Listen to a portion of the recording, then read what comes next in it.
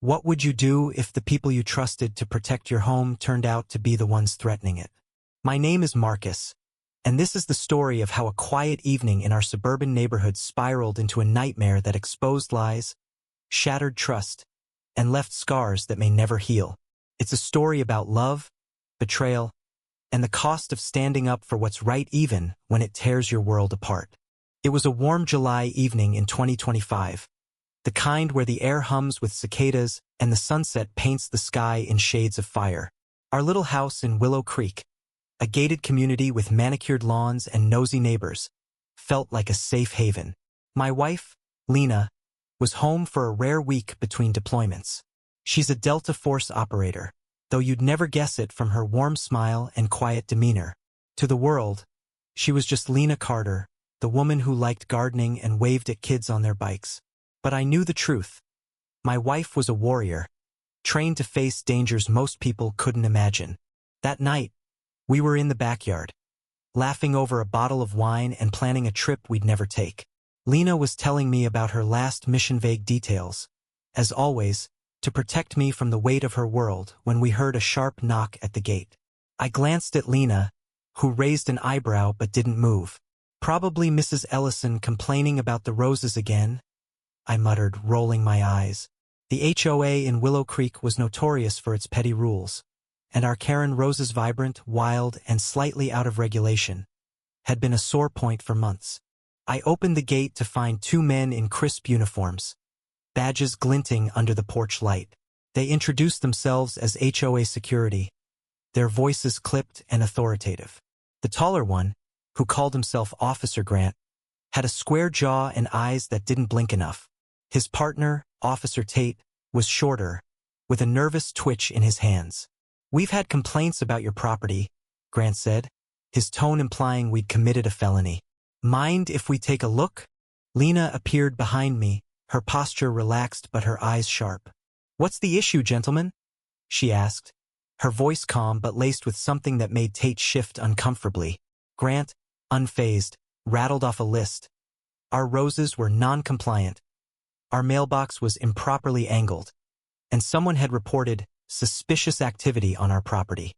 I laughed at it was absurd, but Lena's hand on my arm stopped me cold. "Let's hear them out," she said softly, though I could feel the tension radiating from her. Grant insisted on inspecting the backyard. Against my better judgment, I let them in, thinking it was just another HOA power trip. But as they stepped onto our patio, Grant's demeanor shifted. He pulled out a notepad, scribbling furiously, while Tate kept glancing at the house like he was casing it. Lena noticed too. "You're not HOA," she said suddenly, her voice low and dangerous. "Who are you really?" The air changed. Grant's hand moved to his hip, where a holster sat, and my stomach dropped. "Ma'am, step back," he barked. But Lena didn't budge. Instead, she took a step forward, her movements fluid, like a predator sizing up prey. "You're not carrying standard HOA gear," she said. "Those badges are fake. And that gun, you're not trained to use it." I was frozen, my heart pounding. How had she known? Grant's face twisted into a snarl, and in a flash, he drew his pistol, aiming it at Lena. "Back off, lady, or this gets ugly," he spat. Tate fumbled for his own weapon, clearly out of his depth. I wanted to scream, to run, but Lena, she was calm. Too calm. "You're making a mistake," she said, her voice steady as steel. "Put it down. Now." What happened next was a blur. Lena moved faster than I'd ever seen, disarming Grant with a twist of his wrist that sent the gun clattering to the ground. Tate lunged, but she sidestepped, pinning him against the fence with an arm lock that made him whimper. I stood there, useless, as my wife, the woman who'd been pruning roses an hour ago, neutralized two armed men like it was nothing. "Who sent you?" Lena demanded, her knee pressing into Grant's back as he groaned on the grass. Tate, trembling, spilled everything.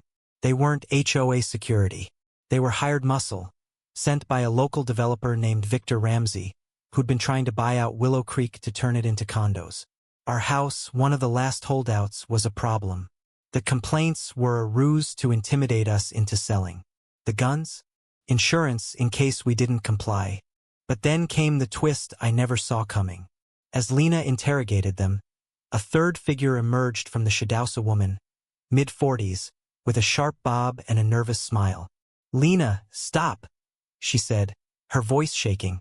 It was Claire, our neighbor, the one who always brought us casseroles and gushed about Lena's roses. My jaw dropped. "Claire," I stammered. "What the hell?" Claire's eyes darted between us, her hands wringing. "I didn't want this," she said, tears welling. "Victory's my brother. He said it was just a scare tactic, that no one would get hurt." Lena's grip on Grant tightened, but her gaze locked on Claire. "You set us up," she said. Not a question but a statement, heavy with betrayal. Claire sobbed, confessing she'd tipped Victor off about our refusal to sell, hoping to save her own home from foreclosure. She hadn't expected guns, she swore, but the damage was done.